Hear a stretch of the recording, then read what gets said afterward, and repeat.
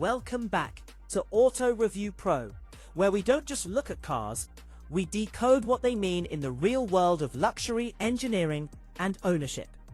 And today, we're talking about a vehicle that could reshape the ultra-luxury SUV conversation. The 2026 to 2027 Mercedes-Benz S-Class SUV. This matters because Mercedes isn't simply stretching a nameplate. If this SUV truly delivers on what the S-Class badge represents, then this becomes more than a flagship utility vehicle. It becomes the rolling definition of status, comfort, and quiet authority in an era crowded with fast, expensive SUVs trying too hard. And stay with me until the end, because the final verdict on this Mercedes may surprise buyers cross-shopping Range Rover, BMW, and Bentley. The S-Class name has always been Mercedes-Benz at its most serious. It's the car that introduces the future before everyone else catches up. For decades, the S-Class sedan has been the benchmark for executive luxury, refinement, and safety. So putting that badge on an SUV raises the stakes dramatically. This cannot be just another big Mercedes. It has to feel inevitable. Visually, the front end is expected to carry unmistakable gravitas, a dominant grille, intricate digital lighting, and a cleaner, more upright face than the GLS, with less flash and more confidence. From the side, think long wheelbase proportions, a stately roofline, flush surfaces, and large wheels that don't scream sport, but whisper expense.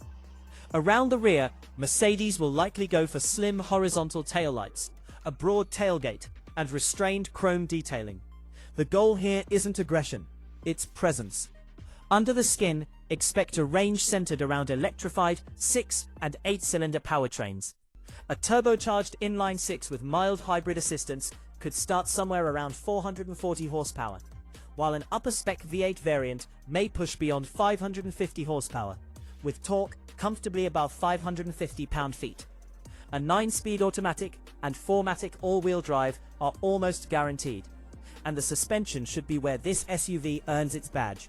Adaptive air suspension, rear axle steering, and an e-active body control style setup, designed to make rough roads disappear rather than merely tolerate them. Inside is where this car has to dominate. Expect a cabin wrapped in open-pore wood, metal speaker grills, ultra-soft leather, and ambient lighting executed with Mercedes' usual theatrical precision. The dashboard will likely blend a massive central display with a digital cluster and rear seat tech worthy of chauffeured travel. Noise isolation, seat massage programs, active fragrance, advanced voice control, and genuine long-distance comfort will matter more here than lap times ever could. Safety should be class-leading, with Level 2+ driver assistance, adaptive cruise, lane centering, evasive steering support, 360-degree cameras, night vision potential, and advanced occupant protection systems. Mercedes knows the S-Class badge lives and dies by trust. Pricing will likely start above the GLS, potentially in the $110,000 to $130,000 range, with elite trims moving deep into Range Rover and even Bentayga territory. That puts it directly against the Range Rover, BMW X7, Cadillac Escalade IQ at the tech end, and Lexus LX for old-school luxury durability. Compared with those rivals, the Mercedes should feel more elegant than the BMW X7, more technologically immersive than the Lexus LX, and less extroverted than a Range Rover. But ownership costs won't be light. Expect above-average maintenance, expensive insurance, complex electronics, and fuel economy that improves with hybridization, but still won't be a highlight. Resale should be solid, though likely not as bulletproof as Lexus.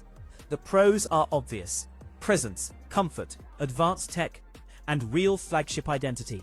The cons are just as real: likely high pricing, costly upkeep, and the risk that it overlaps too closely with a very good GLS. My honest verdict? If you want an SUV that feels like a true rolling boardroom, this could be one of the most complete luxury SUVs on the market. But if you prioritize value, simplicity, or long-term cost control, this probably isn't your move. If Mercedes gets this right, the S-Class SUV won't chase the segment, it could define it. Subscribe to Auto Review Pro. Drop your take in the comments. And tell me this, would you take this over a Range Rover?